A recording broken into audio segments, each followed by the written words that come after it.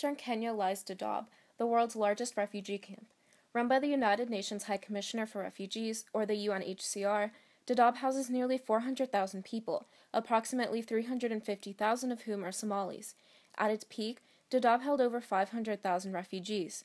These staggering numbers far exceed the expected 90,000 refugees Dadaab was meant to house when it was founded in 1991. Now, 3 of the 5 camps that make up Dadaab are completely full. Once the refugees arrive at the camp, it takes them 12 days on average to receive their first ration of food and 34 days to receive cooking utensils and blankets from the UNHCR.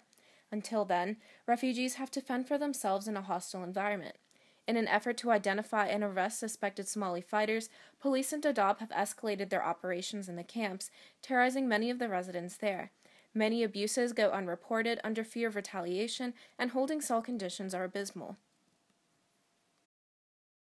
The situation is no better. Nearly all people arriving at the camp have been living without proper medical attention for a number of years and have never received vaccinations.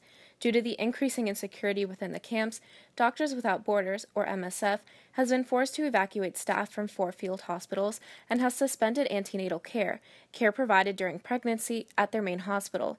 This is leaving previously ill people with absolutely no medical care. Crowding has presented an issue to the NGOs overseeing the camp that is practically impossible to solve, as the sheer numbers of refugees overwhelm the resources available for aid. Without the financial, political, or logistical support to increase aid to the camps, the refugees, the majority of whom are women and children, are stuck with the very limited aid they are currently subsiding on. Okay, this is Health Post 8, the news arrival section. Basically built on March this year. We cover a population of 17 to 20,000, and per day we see about 200 to 250 patients per day here, just in this small room. Often questionable conditions, many refugees still view Dadaab as a safer alternative to their previous homes. East Africa is currently in the midst of its worst drought in 60 years. Successive seasons of failed rains, combined with increasing food prices, conflict, and limited humanitarian access, have resulted in food and water shortages, acute malnutrition, and mass displacement throughout the region. Estimates have placed this number of displaced people at above 1.5 million. Somalia, the UN has officially declared famine, leading to a precarious situation rife with violence and bloodshed. Continuous violence has, for upwards of 20 years, engulfed the country's southern territory, turning it into an essentially lawless state. Al-Shabaab, an affiliate of al-Qaeda, has control over massive swaths of land in both rural and urban parts of the country. UN efforts to improve conditions there have been met with little practical success, as the total lack of political and social infrastructure in Somalia makes implementing reform an almost insurmountable task. saddexda qaybood bay dadka kala yihiin marka sababta u soo qaxeen waa 2 siyaabood nabadgelyo xumo baa ugu horeysa waxa ugu xigo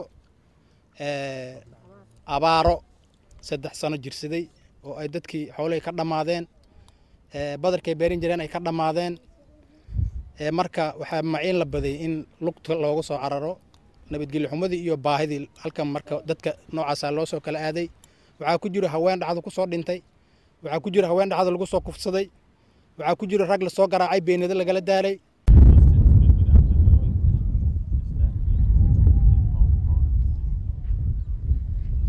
xuduud iyo halkan adugu 3 habeen 4 habeen 5 habeen nimba sibuu ku soo maray wixii ka shisheeyay hadee bil iyo maalmo constitutes a true failed state, the total lack of any form of effective government or civil society that has left Somalia functionally lawless and controlled by groups that wreak havoc in the region. With East Africa already being notoriously poor and often with very few natural resources, this is simply added to the long list of blights that the region is forced to contend with, none of the countries having the resources to restore order in war-torn Somalia. Difficult for superpowers to intervene in the region, as public opinion has swayed dramatically against intervention after the U.S. military debacle in Mogadishu in 1993, known as the Battle of Mogadishu, where several Americans were killed by Somali militants. The political backlash to this fiasco led to a desire to be as removed from African affairs as possible, seeking to avoid further loss of life due to the problems there. This anti-interventionist policy has left Somalia largely in the hands of those without the resources to fix the problems there, such as the NGOs in charge of the camps at Dadaab. Somalia is not unique in its struggles. There are many refugees residing in Dadaab who are from other countries in the region, such as Ethiopia, South Sudan, Burundi, Eritrea, Sudan, and the Democratic Republic of Congo. The protection that Dadaab offers to hundreds of thousands of people could soon completely collapse.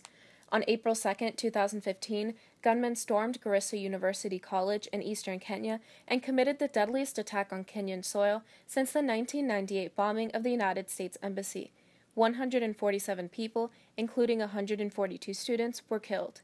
This attack, in addition to the 2013 attack on the Westgate Shopping Center, has served as ammunition for the Kenyan government in their push to close Dadaab and relocate hundreds of thousands of refugees.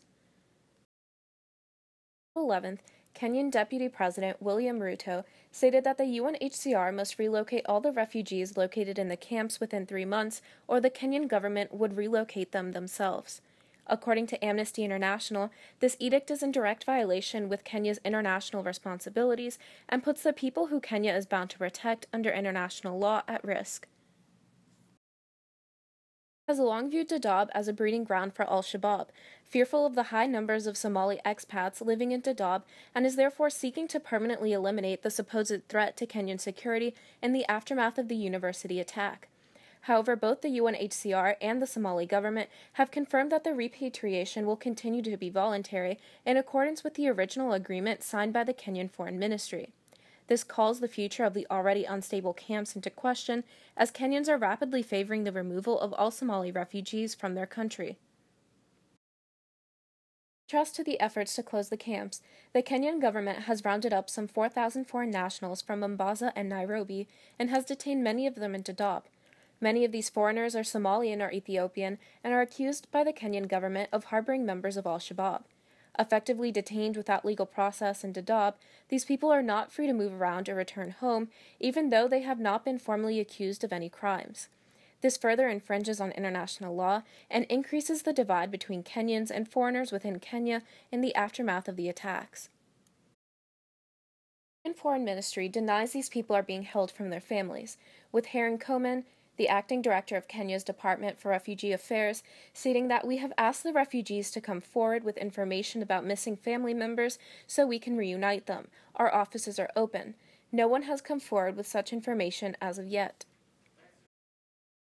Consistent information makes it difficult for these people to be given relief, as the chaotic environment in the camps does not allow for a simple logistical solution without the assistance of the Kenyan government.